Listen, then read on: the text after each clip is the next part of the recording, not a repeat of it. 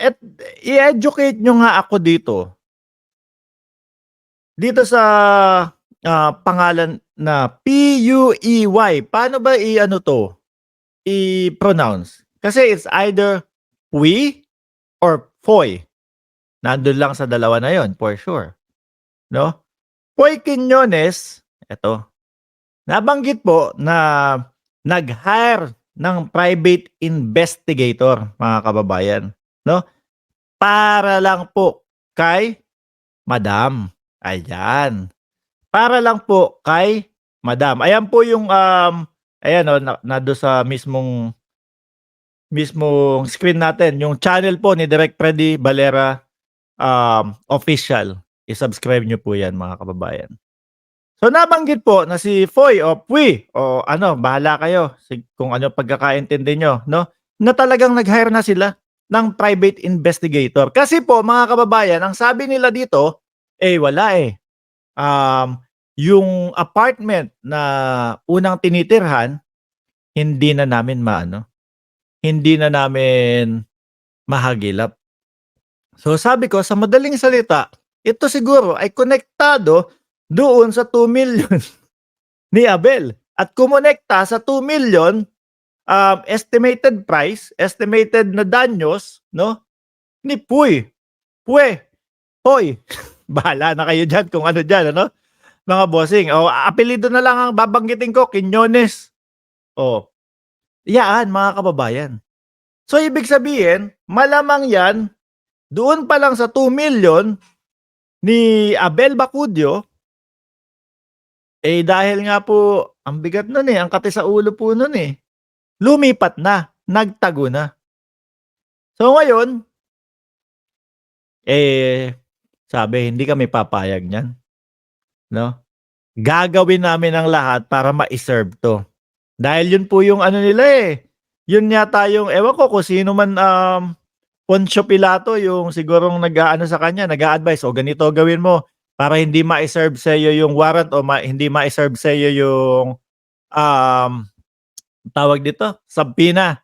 Umalis ka tapos sabihin mo wala kang natatanggap." Gano'n yung ginagawa nilang ano, diskarte. Pero po kapag nagba-vlog si Madam, si Pangheng Kepyas, 'pag nagba-vlog, oh, kahit sa Senado, kahit sa Kongreso, kahit saan, haharapin ko kayo. 'Pag pinatawag niyo ako diyan sa ganito, ganyan, haharapin ko kayo. Pero 'pag pinadala niyo ako ng subpoena, hindi ako diyan nakatira, 'di ba? Naloko na. Biruin niyo 3 na po 'yan, mga kababayan. At ako nakikita ko po, mga kababayan, 'no, madami pang susunod po diyan. Madami pang susunod po diyan, mga bossing. Kasi itong mga talagang, ah, yung mga pinagbibibira niya, yung mga pinagbababanatan niya ng walang ebidensya, mga umaalma po, eh, 'no? Talagang hindi kami papayag nito. Lalong-lalo na po, mga bossing, itong pangatlo, 'no? Itong pangatlo, mga kababayan, yung pong 2,000,000 na yon, estimated pa lang po yun. So, maaaring mas mababa, maaaring mas mataas po, mga kababayan. Pero ako nakikita ko, 'no, kasi nung nandoon, habang nakikita ko nandun ako, eh. Tinitignan ko lang yung ano, tinitingnan ko lang yung itsura ni ano, ni Quiñones, Quiñones na lang, ano. Sabi ko, ano kaya kasi gusto ko itanong talaga yun. Yun yung pinakagusto ko itanong. Sasabihin ko, "Kaya lang ang hirap i-English, mga kababayan, kaya ang ginawa ko, sige, wag na nga, hindi na ako magtatanong, hayaan ko na iba magtanong." Sabi nagtanong, mga bossing, sabi, "Mr. Quiñones, kasi doon sa kaso, 'no, na isinampa ni Abel Bacudio, kumbaga may danyos na 2,000,000, 'no? Doon is very ano sila, very straightforward, 2,000,000. Sa'yo, meron ka din bang gano'ng ano, ang pagkakatanong is, since ito ay, civil case, kasi civil case po sa Estados Unidos, eh, mga kababayan. Ano yung danyos na hinihingi mo?" Ganyan. So nagtanong siya, nagtanong siya. Nakalimutan ko pangalan ng lawyer, sabi, "Sir, puwede ko bang banggitin 'yun?" "Oh, yeah, sure, puwede mong banggitin 'yun." And then ganito, parang nahihiya siya, mga kababayan. So sabi ko, malamang ito mahihiyang sabihin yung totoo talaga, 'no? Pero mga kababayan, kahit po humingi ng 4,000,000, 5,000,000, 6,000,000 po, yung tao na yun, 'no, yung tao na yun, eh, talagang international designer po, mga kababayan. Malaki po ang mawawala. Sabihin niyo na lang po, sige, hindi hindi, talagang level nung mga Louis Vuitton or hindi level nung mga gano'n, pero nandito lang sa ilalim. Imaginin niyo na lang po kung si Louis Vuitton, 'no, yung ginawa ng gano'n. Eh, malamang siguro mga, kulang ang 10,000,000 dahil talagang malaking industriya po yun or hindi kulang ang, 10,000,000 baka bilyon po kung masisira yung kanilang ano, yung kanilang, negosyo, mga kababayan, 'di ba?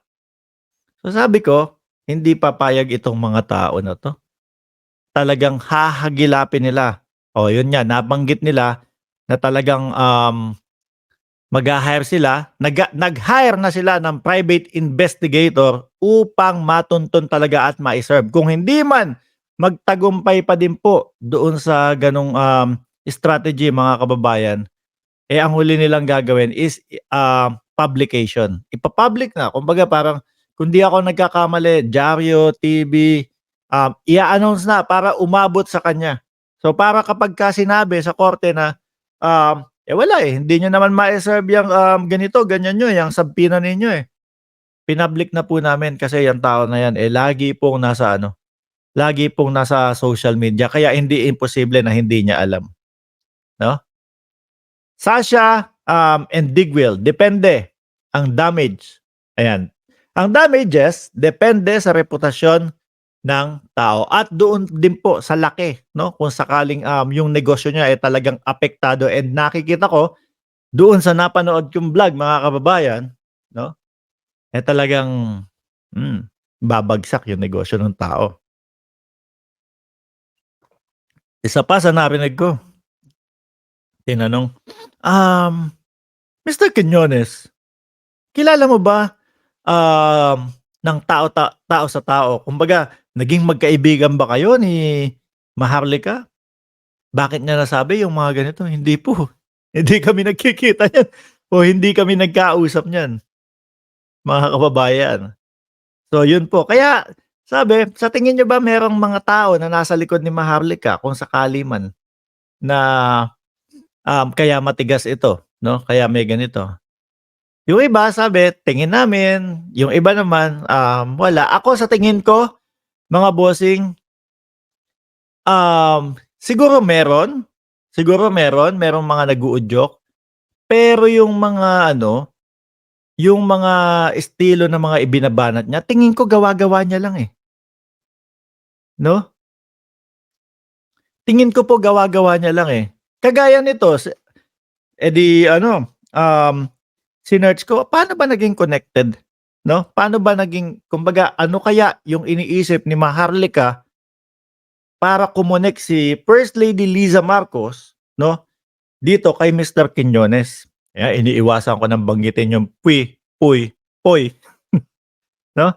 So pagka punta ko dun sa ano, sa Google makikita niyo po yan, mga kababayan. May mga pictures si First Lady at si, Mr. Quiñones, mga kababayan. Kumbaga dinamitan niya nga daw po, eh. Siyempre bilang kahit na sabihin mong ikaw ay sikat ng designer, eh, mamamangha ka pa din at kasama mo ang ating First Lady, eh. Eh, yan ang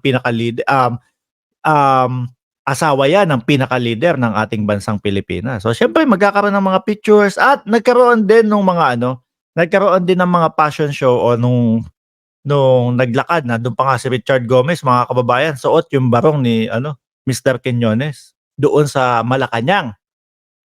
So, sabi ko, tingin ko nakita niya lang 'to, napanood niya lang 'to tapos ginawan ng istorya. So, ayun na, tapos kinonek na, um, si Mr. Quiñones, si Puy, si Poy, si Pui sinabihan niya na nag-o-overprice, tapos ang dinuktong niya, binibili naman daw po ng ating First Lady Liza Marcos na overprice na gamit daw po ang pera ng taong bayan. Yun yung pagkakadikit-dikit nung kwento, mga bossing. Doon nagkadikit-dikit yung kwento. Para din pong hindi po malayo do sa Happy Birthday Milyonaryo. O yun, ebidensya na po yun para sa kanila. Yung mga supporter, yung mga naman, yung mga viewers naman po ni Madam. Oo, naku, kawawa naman ng Pilipinas kasi bumati si First Lady ng Happy Birthday Milyonaryo. Sabi, kaya si Mike Abe, may nagpasa sa akin, sabi ni Mike Abe, mga BO kayo. Natawa ko doon, mga kababayan. Oy, may panawagan si Ash Jeff. Sabi niya, bangag resign daw. Okay, nabasa ko Tapos, sabi, kaya kagaya din po nung pagbati ng ating First Lady. Happy birthday, milyonaryo. Tingnan niyo po. Tingnan niyo po ang butod. Ganun yung pangalan di ba? Ganun yung pangalan niya kay First Lady. Tingnan niyo ang butod. Bumati. Halatang-halata sa kanila. Halatang-halata daw na talagang sila lang ang maging milyonaryo. Tas gustong iparamdam, mga kababayan, na yung video po ay itinatago lang. Kumbaga, nag-leak na video. Pagka-search ko, nung sinearch ko, mga kababayan, labas agad labas po agad yung video. Sabi ko, ano pinagkakakanan nitong mga to? So, doon ko po natagni-tagni na yung mga ibinabato niya, yung mga issue niya, mga kababayan, wala. Sabi ko, siguro bago matulog si Madam, nag-iisip na ng eco-content, no? Kasi, sa totoo lang po, mga kababayan, pag sa YouTube, pag araw-araw, 300,000, 400,000 ang views mo, malulula ka di ba? Naku, kailangan bukas ganito ulit. Naku, kailangan bukas ganitong kataas ulit. Ano kaya ang iisipin ko susunod na hakbang ko? No? Ano kaya ang susunod na eco-content ko? Kailangan medyo madiin kasi hindi naman papalag tong mga to. Sasabihin ko kapag ka sila pumalag, nasa gobyerno kayo tapos kumbaga balat sibuyas, yan ang pinambabanat nila. Babanat sila ng sobrang tindi, below the belt, tapos kapag yung medyo syempre mga tao lang din po yan, mga kababayan, no?